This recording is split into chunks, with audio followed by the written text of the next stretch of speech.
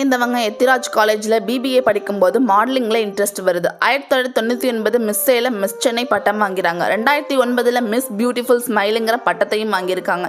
இதுக்கு முன்னாடியே ஜோடி படத்தில் சப்போர்ட்டிங் ஆக்ட்ரஸாக இவங்க சம்பளம் வெறும் 500 ரூபாய். இப்போ 10 கோடிக்கும் மேலே சம்பளம் வாங்குற முன்னணி நடிகையாக வளர்ந்துருக்காங்க.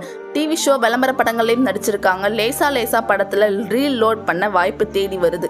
கேரியரில் டேர்னிங் பாயிண்ட்டாக அமைஞ்சது சாமி படம், கில்லி படம் மூலிமா பட்டி தொட்டியெல்லாம் பிரபலமாகறாங்க. தெலுங்குல வருஷம் படம் பண்ணாங்க, மெகா ஹிட். தொடர்ந்து இவங்க பண்ணுற எல்லா படமும் ஹிட்டு. அஜித், கமல்னு முன்னணி நடிகருடன் நடித்து தென்னிந்திய ராணியாக பலம் வந்தாங்க.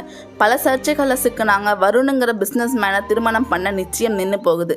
24 வருஷமாக சினிமாவில் தனக்கென ரசிகர்களை உருவாக்கினாங்க. 96 படத்துக்காக 11 விருதுகளை வாங்கினாங்க. கலைமாமணி விருது வாங்கியிருக்காங்க. 40 வயசானாலும் பொன்னியின் செல்வன் படத்தில் அவ்வளோ எங்காக நடிச்சிருப்பாங்க. லியோ படத்தை தொடர்ந்து இவங்க நடிப்பை பார்க்க ஆர்வமாக இருக்கிற ரசிகர்கள் அடுத்தடுத்து படம்